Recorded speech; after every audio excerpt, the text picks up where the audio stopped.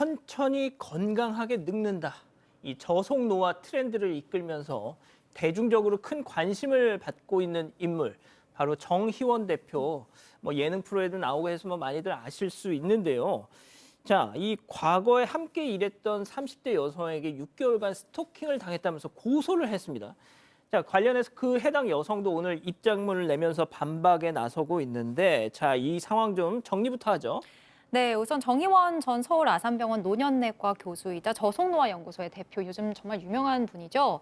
어제 보도 자료를 통해서 이 정희원 교수가 전 직장인 서울 아산병원의 위촉 연구원에게 올해 7월부터 12월까지 심각한 스토킹 피해를 입었다며 스토킹 처벌법 위반, 공갈 미수 등의 혐의로 고소를 할 예정이라고 밝혔습니다. 변호인에 따르면 2023년 말 당시 대학원생이었던 한 여성이 SNS를 통해서 팬이라면서 먼저 접근을 해왔고요. 당시 진료도 보고 저술도 하면서 많이 바빴던 정 대표의 업무를 보조하는 연구원으로 이 여성을 위촉했다고 해요. 이 여성이 스토킹을 한 당사자라는 건데요. 자, 함께 일하게 된 경위부터 여성 측과 입장이 다릅니다. 여성 측의 변호인은 이 여성이 정 대표의 추천으로 채용이 됐고 실제 연구 보조 업무는 거의 없었다. 대외 활동과 SNS 운영, 미디어 업무를 전담하는 구조였다라고 주장을 했습니다. 채용부터 고용 유지 또 업무 배분이 정 대표에게 종속된 구조였다고 주장을 했는데요. 이에 대해서 정 대표 측은 정 대표가 이미 6월에 퇴사를 했고 퇴사한 후에도 여성은 계속 근무를 했기 때문에 이 종속관계 주장 자체가 맞지 않는다라는 입장을 또 내놨습니다. 자, 함께 일한 지가 한 1년 6개월 정도였대요. 그런데 그 기간 동안 업무 관계 외에도 사적인 교류가 있었다. 자, 주장은 조금 다릅니다. 일단 정의연 대표 측의 변호의 주장에 따르면 2024년 3월부터 2025년 6월까지 사적인 교류가 시작이 됐다라고, 친밀감이 있었다라고 합니다. 근데 여성이 수시로 스킨십을 해왔대요. 일방적으로 키스를 하거나 뽀뽀를 하려고 했던 입맞춤도 있었다고 하고요.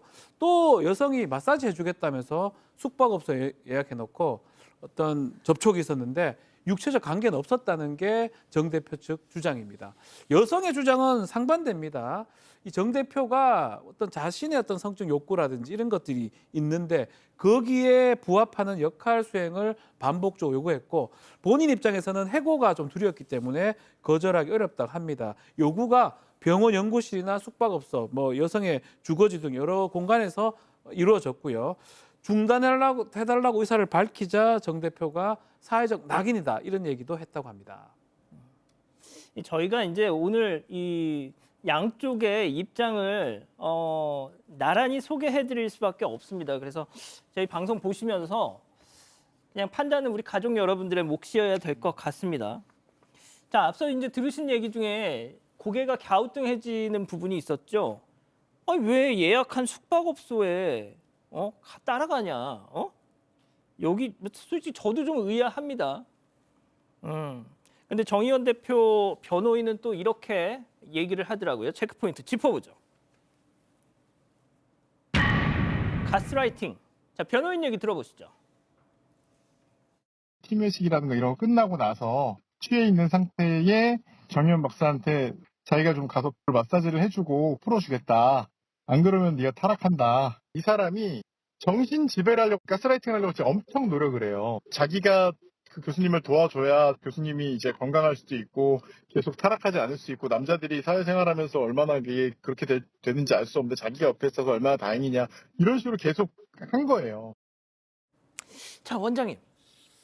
일단은 이게 각각의 주장입니다. 정 대표 변호인에 따르면 이 여성이 정 대표가 과중한 업무로 정신적인 스트레스를 받고 있기 때문에 너가 타락하지 않기 위해서는 내가 반드시 필요하다. 나만 당신의 편이고 나만 당신을 생각해준다. 너는 내가 없으면 안 된다. 이런 식으로 가스라이팅을 했다는 거예요.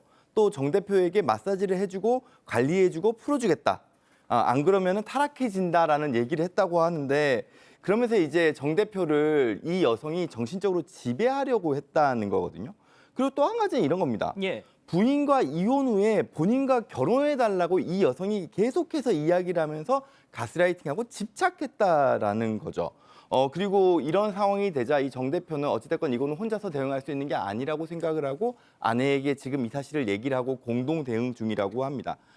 반면에 이제 여성 측 주장은 이렇습니다. 네네네. 이혼 요구나 일방적인 집착에 대해서는 일단 사실이 아니다라고 반박을 했고요.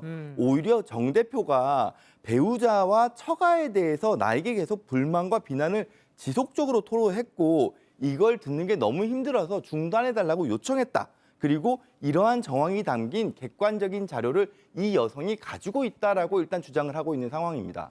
그 객관적 자료를 오늘 그 반박문에는 따로 이렇게 뭐 첨부를 하지는 않았습니다.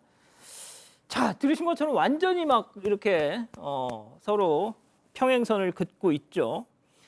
자, 정 대표 측은 지난 7월부터 지속적으로 이 여성에게 스토킹을 당했다고 또 주장하고 있는데요. 변호인 얘기 이어서 들어보시죠.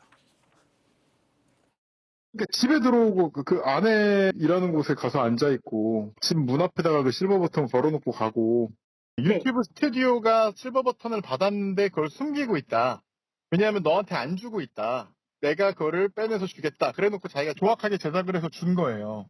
자 이거 봐라 생각하는 건데 자기밖에 없다 이러면서 그 편지 걸어놓고 가고 그 편지는 또 뭐냐면 교수님 너무 죄송합니다 이런 거예요. 양 변호사님.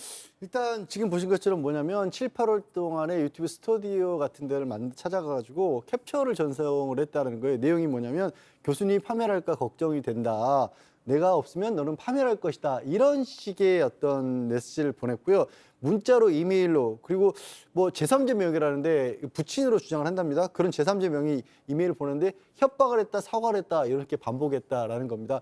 그리고 집 앞에 공동현관 안에 넘어서서 그 집 앞에 현관까지 찾아가서 지금 보시는 게 뭐냐면 유튜브 구독자 10만 넘으면 실버 버튼을 네, 주잖아요. 네. 그걸 자기가 직접 만들어가지고 저걸 또 집에 걸어놨다라는 겁니다. 편지와 함께 두고 가기도 하고 그러고 나서 10월 달에는 발목 골절이 있다면서 만남을 요구하면서 새벽에 이 거주지 집 1층까지 침입해서 기다리고 있기도 했다라는 겁니다. 그래서 이게 뭐 심지어 이제 얘기하신 것처럼 그 정 대표 그 아내가 일하는 곳에까지 찾아가기도 했다라는 거예요.